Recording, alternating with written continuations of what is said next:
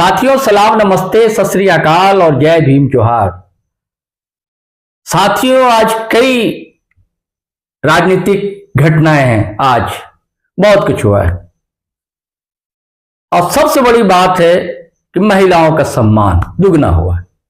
अब आप कहेंगे क्या महिलाओं का सम्मान? ये सारी कहानी सीनियर जर्नलिस्ट हमारे साथ भाई सरफराज कुरैशी हैं, वो बताएंगे आपको और आप ये समझ भी गए होंगे महिला सम्मान की बात है।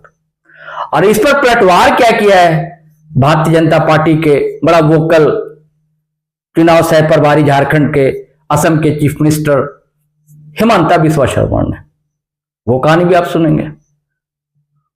और अब तक लाख कोशिशों के बावजूद भाजपा के अंदर यानी कि इंडिया के अंदर सीट शेयरिंग नहीं हो सकी है या कहां तक पहुंचे, ये भी कहानी सरफराज कुरैशी बताएंगे। तो मैं ज्यादा लंबी भूमिका नहीं बांधता हूं दोस्तों, सीधे पूछता हूं भाई सरफराज से। भाई सरफराज, आज 2-3 इवेंट्स हैं, कैबिनेट बैठक है, उसके बाद प्रेस कॉन्फ्रेंस है बीजेपी की, तो इन दोनों को किस तरह से देखते हैं और हुआ क्या क्या दरअसल इन दोनों जगह, ये आप बताएं। देखिए, आज जो है सबसे बड़ी घटना हो गई। अभी झारखंड में जो सबसे ज्यादा चर्चित योजना है वो महिला बाल विकास की जो योजना है, मैया सम्मान योजना, झारखंड मुख्यमंत्री मैया सम्मान योजना। इस योजना के तहत 1000 रुपये हेमंत सरकार दे रही है महिलाओं को। लगभग 53 लाख महिलाएं लाभ ले रही हैं। वहीं दूसरी ओर इस योजना की काट में भाजपा ने गोबर दीदी योजना लाई थी, जिसके तहत उसने वादा किया कि 2100 रुपये महिलाओं को हम देंगे अगर हमारी सरकार बन जाती है तो। और इस योजना के तहत फॉर्म भी भराए जाने लगे थे भाजपा की ओर से। हालांकि ये फॉर्म अभी भाजपा कार्यालय में जमा रहते और सरकार बनने के बाद, जैसा कि भाजपा का कहना था कि सरकार बनने के बाद इस योजना को हम लोग लागू कर देंगे। अब इस योजना को लेकर जो अचानक से एक उत्साह लोगों में जागा, महिलाओं में जाग गया और कहीं ना कहीं वो विवाद इसलिए भी बढ़ा कि झारखंड मुक्ति मोर्चा ने चुनाव आयोग का दरवाजा खटखटा दिया इस मामले को लेकर कि भाजपा जो है वो वोटरों का डेटा इकट्ठा कर रही है, हमें भी इसकी इजाजत दी जाए। और उन्होंने जेएमएम सम्मान योजना के तहत इनसे 400 रुपये प्रत्येक माह अधिक यानी 2500 रुपये हर माह महिलाओं को देने का और 30,000 रुपये साल में देने का वादा करते हुए इन्होंने प्रेस कॉन्फ्रेंस भी मौके पर ही कर दिया था। अब ये दो मामला तो विवाद में चल ही रहा था। इस बीच हेमंत सरकार ने जोरदार दांव खेला है और उन्होंने एकदम एक तरह से कह दे तो भाजपा जिस योजना को लेकर अभी सबसे ज्यादा टक्कर में दिख रही थी उसे धराशायी कर दिया एक तरह से। दरअसल आज कैबिनेट की बैठक थी, 29 प्रस्तावों पर मुहर लगी इस बैठक में, जिसमें जो सबसे महत्वपूर्ण योजना थी, जो लोग खास करके महिलाओं की नजर इस पर थी, इस योजना के तहत अब झारखंड मुख्यमंत्री मैया सम्मान योजना के लाभुकों को 1000 रुपया नहीं 2500 रुपये हर महीने मिलेंगे। इसकी मुहर लग गई कैबिनेट में और ये राशि दिसंबर महीने से मिलनी शुरू हो जाएगी। तो कहने की इसको लेकर जो महिलाओं का उत्साह था, जो अभी तक एक अपर हैंड दिखने लगी थी भाजपा महिलाओं के पेंशन योजना को लेकर, तो हेमंत सरकार की इस दांव ने भाजपा की उस दांव की मतलब पोल खोल दी और धराशायी कर दिया एक तरह से। तो आज का सबसे जो बड़ा सबकी नजर थी इस पर वो यही थी। अब दूसरी ओर क्या हुआ कि भाजपा के आज प्रेस कॉन्फ्रेंस था भाजपा का, जिसमें पत्रकार ने सवाल भी इसी संबंध में कर दिया कि भाई मुख्यमंत्री जो है या हेमंत कैबिनेट आज इस पर मुहर लगाने जा रही है, हो सकता है 2500 रुपये महिलाओं को दी जाएगी जो आप लोग 2100 रुपये बोल रहे थे। इस पर उन्होंने मिसाल दिया, हिमंता बिस्वा शर्मा ने पत्रकार को जवाब देते हुए मिसाल दिया कि हरियाणा में भी ऐसी ही योजना हमने लाई थी 2100 रुपये देने की, जिसके जवाब में आनन फानन में कांग्रेस 6000 रुपये प्रत्येक माह देने की योजना लाई, लेकिन लोगों को मोदी पर विश्वास रहा, इसलिए हरियाणा में लोग उसकी तरफ नहीं गए, कांग्रेस की तरफ, और फिर से भाजपा को लाया। लेकिन जिस प्रकार से आप देखेंगे कि इस योजना को लेकर जो अचानक से एक टकराव की स्थिति बनती दिख रही थी, एक और जिला प्रशासन के पदाधिकारी नियमों का हवाला देते हुए कार्रवाई करने का निर्देश दे रहे थे, चूंकि खुद मुख्यमंत्री हेमंत सोरेन ने पदाधिकारियों को निर्देश दिया था कि अगर नियम अनुसार नियम के खिलाफ कुछ कार्य हो रहा है इसमें तो उचित कार्रवाई करें सभी डीसी। इसको लेकर अचानक से भाजपा के जो प्रदेश अध्यक्ष है उन्होंने बाबूलाल मरांडी उन्होंने कहा कि हम खुद भराएंगे फॉर्म, जिसको रोकना है रोक के दिखाए।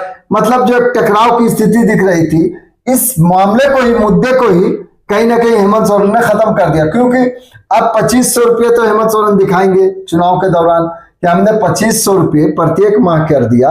और जैसे ही सरकार में वापसी होगी, अगर चुनाव की घोषणा भी हो जाती है कल परसों में भी, जैसे ही घोषणा होगी तो वो कहेंगे कि भाई हमने तो 2500 कर दिया है, चुनाव जीत कर आएंगे 2500 देंगे।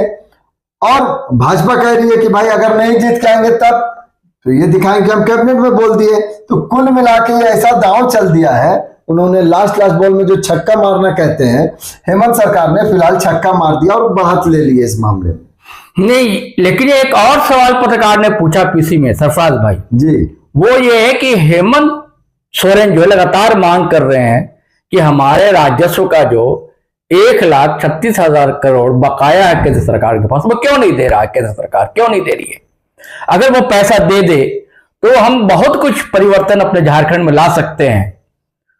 तो इसको लेकर जो जवाब दिया है हेमंता ने, कैसे घुमाया है, इसको किस रूप में देख रहे हैं आप? नहीं, देखिए अभी आप देखेंगे कि अचानक से पोस्टर वार एक तरह से कह ले तो हेमंत सोरेन ने छेड़ रखा है सोशल मीडिया पर। वो अपने ट्विटर अकाउंट पर लगातार इसको कह रहे हैं कि भैया जो झारखंड का हक है, हम भीख नहीं हक मांग रहे हैं, ये हमारा हक है, 1,36,00,000 रुपया हमें दिया जाना चाहिए।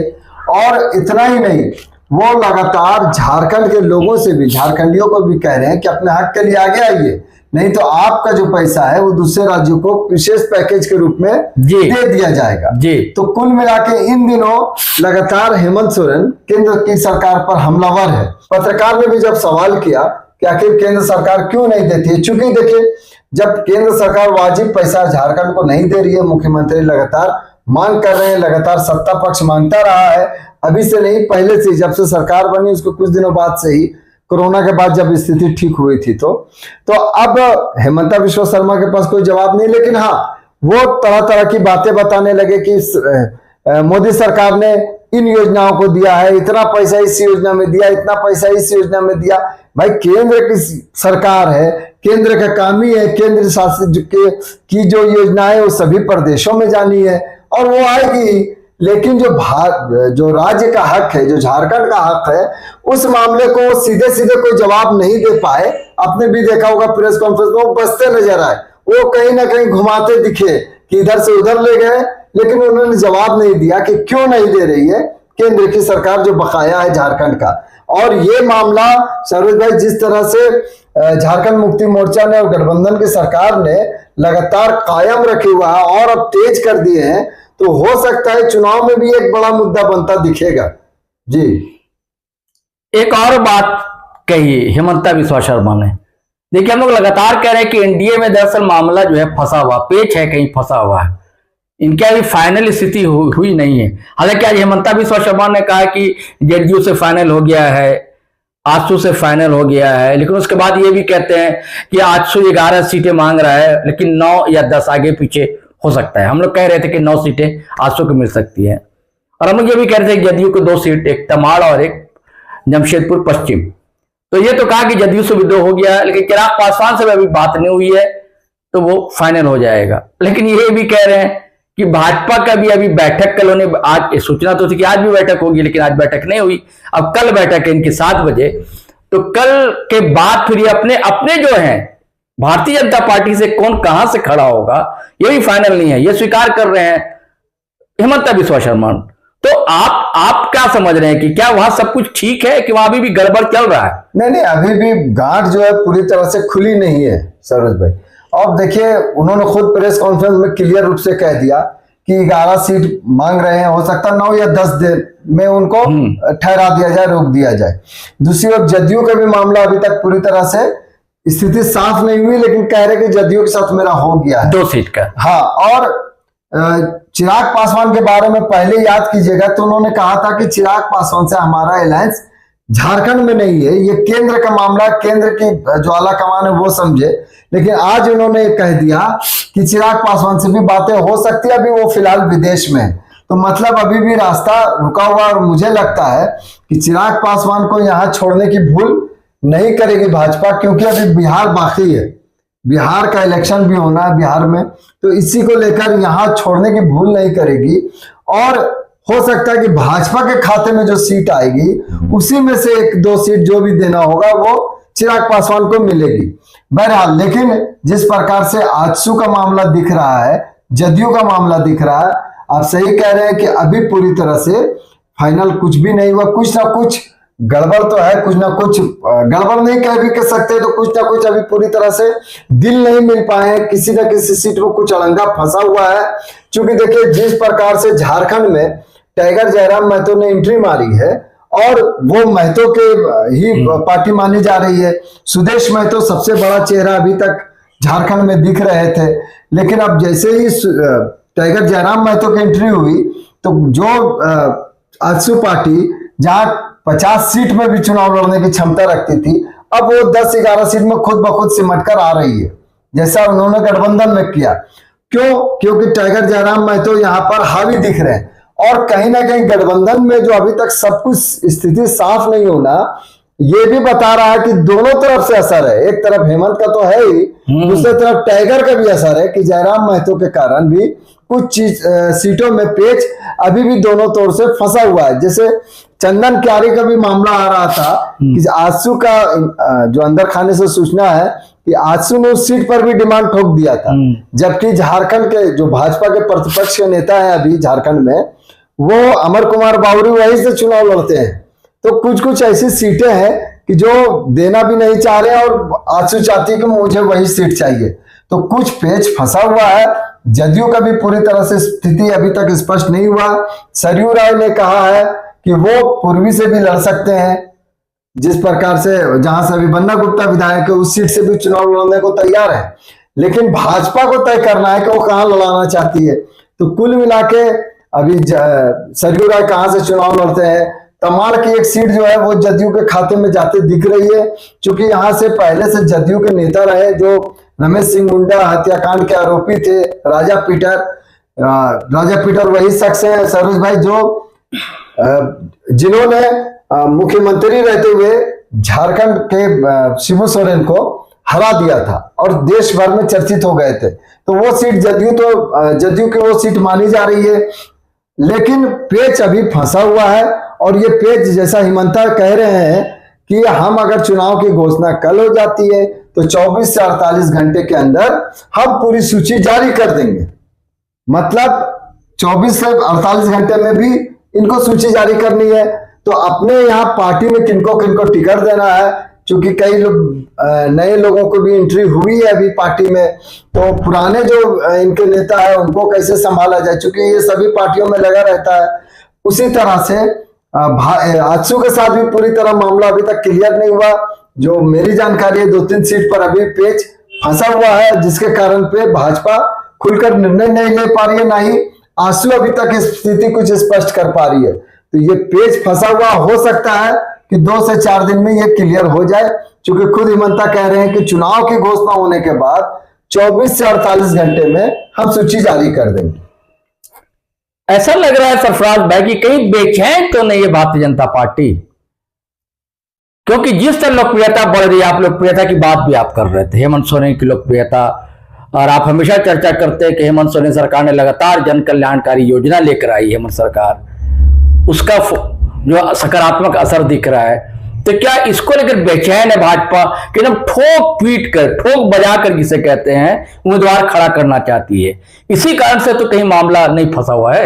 नहीं, देखिए, भाजपा बेचैन, मैंने कहा ना कि कुछ लोग नए लोग भी आए हैं पार्टी में। अब बात कर ले, चप्पई सोरेन आ गए हैं पार्टी में, उनके बेटे के बारे में कहा जा रहा है घाटशिला से बाबूलाल सोरेन को टिकट देनी है। तो जाहिर सी बात है कि जो वहां चुनाव लड़ते रहे हैं उनका टिकट कटेगा तब इनको मिलेगा। तो अब ये अगर उनका टिकट कटता है तो कहीं विद्रोह ना कर दे, या फिर वो कहीं कांग्रेस का साथ नहीं दे दे, जेएमएम का साथ नहीं दे दे, महागठबंधन का साथ नहीं दे, तो इसको लेकर जो पार्टी है वो तो डरी हुई है इंटरनल कि सब कुछ समझा बुझा कर ही मामला को लाना है आगे। उसके अलावा आप हेमंत सरकार की योजनाओं की बात कर लें तो 2-4 योजनाएं खास करके इन दिनों बीते दिनों कुछ ऐसी ऐसी योजनाएं आ गई है जिसको लोग काफी पसंद कर रहे हैं, जैसे मैया सम्मान योजना है, बिजली माफी योजना है, 200 यूनिट फ्री बिजली देने की योजना है। इन योजनाओं के कारण इनका ग्राफ, हेमंत सोरेन का ग्राफ अचानक से बढ़ा है और भाजपा फूक फूक कर इसलिए कदम रख रही है कि भाजपा को वापस सत्ता में आना है। क्योंकि 5 साल दूर हो गई सत्ता से, भाजपा ही एकमात्र ऐसी पार्टी रही है कि जो 5 साल तक सरकार चलाने में सक्षम रही है। एक मुख्यमंत्री उनके 5 साल का कार्यकाल पूरा कर सके, बाकी दौड़ तोड़ की राजनीति चलती रहती थी। इस बार भाजपा फूक फूक कर कदम रख रही है और भाजपा का लक्ष्य जो है अपना सरज भाई, वो ये है कि इतनी सीटें भाजपा जीत जाए कि उसे ना तो आजसू की जरूरत पड़े और ना ही जदयू की जरूरत पड़े। गठबंधन में तो ये रहेंगे एनडीए में, लेकिन ये दबाव की राजनीति जो अक्सर होती रही है ये नहीं कर पाए। इसीलिए भाजपा इस बार पूरी तरह से फूक फूक कर कदम रख रही है और इसी का नतीजा आपको दिख रहा है कि भाजपा अभी तक सूची तक नहीं जारी कर पाई है, जबकि इसकी तैयारी महागठबंधन की सरकार की तुलना में देखें तो बहुत पहले से हो रही है। कम से कम 4-5 महीने से तैयारी चल रही है इसकी, लेकिन इसके बावजूद ये अभी तक सामने अपनी सूची नहीं ला पा रहे। जी, तो आपने बिल्कुल सही कहा कि जैसे घाटशिला से बाबूलाल सोरेन खड़े हो जाते हैं तो पहले जो उम्मीदवार थे वहां भाजपा के जी, वो तो इधर उधर तो जाएंगे और विरोध तो सहना पड़ेगा भाजपा को। सिर्फ वही नहीं सफाल भाई, सरायकेला जहाँ से चंपई सोरेन है, जहाँ से मधुकोड़ा की पत्नी गीता सोरेन है, जगन्नाथपुर से, वहां से भी तैयारी है। जान लोबिन होबरे ने बोरियो, फिर सीता सोरेन है, आई है, इनको भी विरोध का सामना करना पड़ेगा जामा में। और उसके बाद फिर अभी खबर ये है सरफराज भाई कि कमलेश सिंह जो भाजपा में आए एनसीपी वाले जी, तो वहां से भी जो बाबू साहब लोग हैं जो बीजेपी से खड़े हुए थे, कुछ कुशवाहा समाज के लोग जो आजसू से खड़े हुए थे, वो विद्रोह करने को तैयार हो गए हैं। वो मान ही नहीं रहे कि कमलेश सिंह को यहाँ से भाजपा टिकट दे, तो इसका भी सामना तो करना ही पड़ रहा है। बिल्कुल यार, ये तो चलते ही रहता सरोज भाई। देखिए ये भाजपा के साथ ही नहीं है, सभी जो अभी कांग्रेस के साथ भी आपको देखने को मिल सकता है, हो सकता है जेएमएम के साथ भी देखने को मिले। अभी आप देखें कि जो जेएलके जो अभी नई नई पार्टी बनी है उसमें भी सरोज भाई विरोध कहीं ना कहीं दिखना शुरू हो गया है। जो तैयारी कर रहा था, सिंदरी का एक मामला बड़ा चर्चित हो रहा है, तो ऐसी चीजें आपको देखने को मिल सकती है चुनाव के दौरान। चलिए साथियों, फिर नए वीडियो के साथ हाजिर रहेंगे हम लोग और नए वीडियो में आप जानेंगे कि कल बैठक में हुआ क्या भारतीय जनता पार्टी ने सीट फाइनल कर दी और आज जेएमएम विधायक दल की बैठक भी है, बल्कि संसदीय दल की कह लीजिए, सांसद भी शामिल होने वाले हैं। उसमें क्या होता है, क्या तस्वीर सामने आती है, इन सब को लेकर हम फिर नए वीडियो को लेकर हाजिर रहेंगे। जब तक के लिए हम दोनों को आज्ञा दीजिए, इजाजत दीजिए। जय हिंद, जय भारत।